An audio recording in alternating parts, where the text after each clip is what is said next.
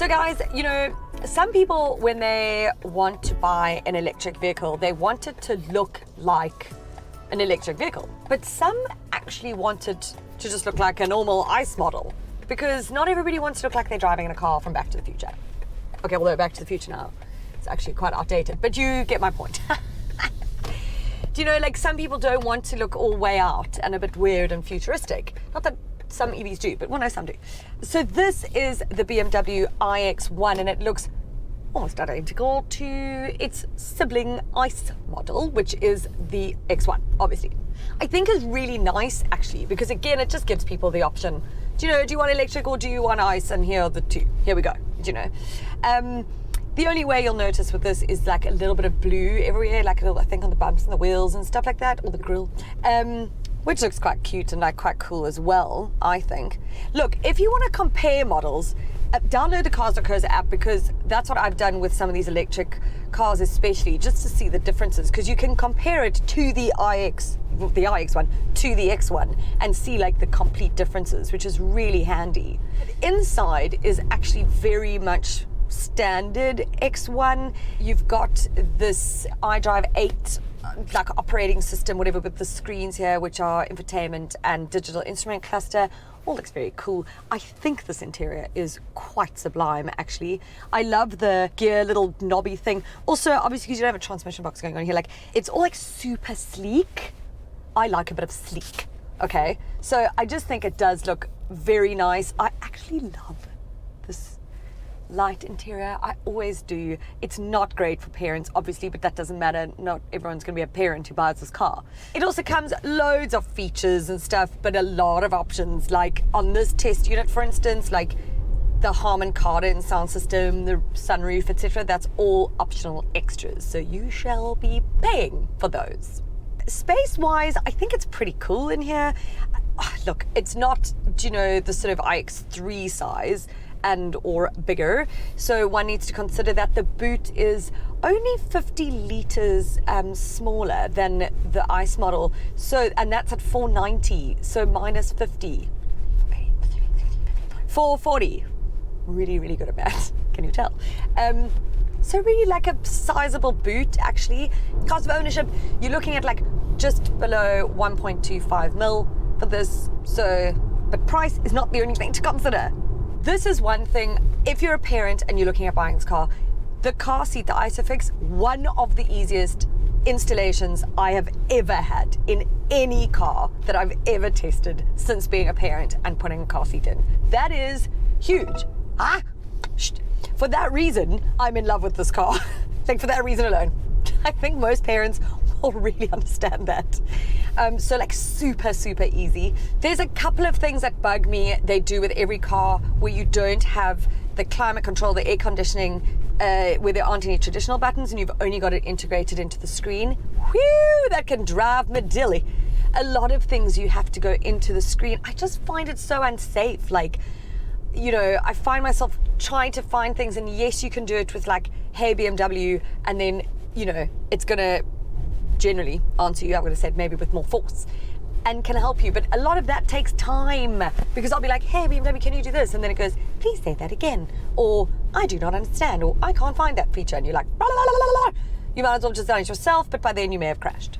Problematic. So from like the air conditioning, okay, this is in some cars, on a low setting, you don't want to hear the fan, right? Now if you go 1, so you're on 1, I can hear it now already. Put it onto 2. Let me see, but now I must look down here now. Let's see. That's 2. It's like, I'm like, no, I don't want it on so hard. 2 is like my, like, just above tiny, like, little air. I want, like, do you know, that kind of bugs me a bit. So random. But I've got to tell you everything, guys. I'm very thorough. Although some of you will tell me that I'm not. Whatevs. So there's 2 electric motors with 230 kilowatts of power and 494 Newton meters of torque, and you're getting to 100 kilometers per hour in 5.6 seconds. Wow, that's because of that instant torque, which we love from an electric motor. It's got a 64.7 kilowatt hour battery. It charges pretty quickly, which is great. And then it has a range, they claim, of like 438 kilometers. I think you're going to get more like 380 or so. just bear that in mind. So the regenerative braking is one of my worst things in an electric car, but I understand why you need it, and it is fab for when you're in traffic. So I've now put it into braking. You can actually put it into gear. So if I stop now, it's at okay, so annoying, but now I'm going to put it back into drive because I can't.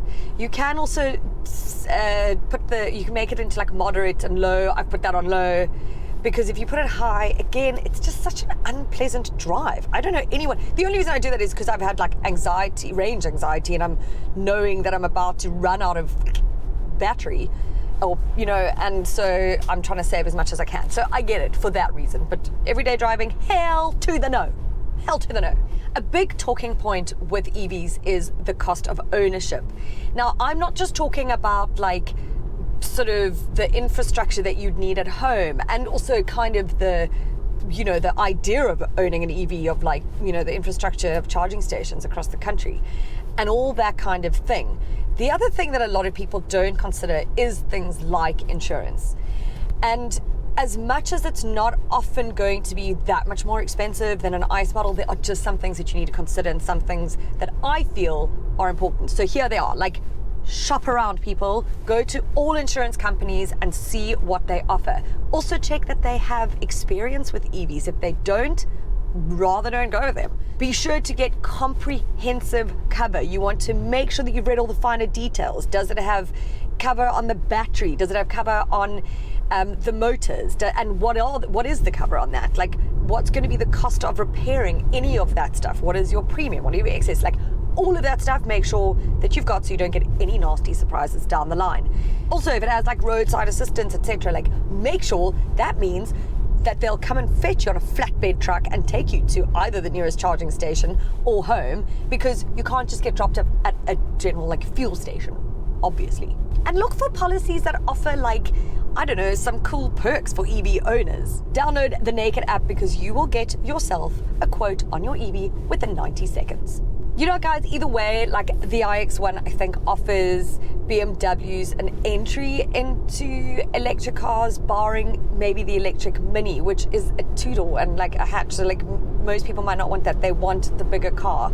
So I think BMW have done a superb job with this. I think it's a great offering within the segment. I think it's come at the right time for the company. It's got some good competitors like the Volvo XC40 BEV and like the Mercedes-Benz EQA, EQB. But I think for BMW fans, this is fantastic for those looking for an EV.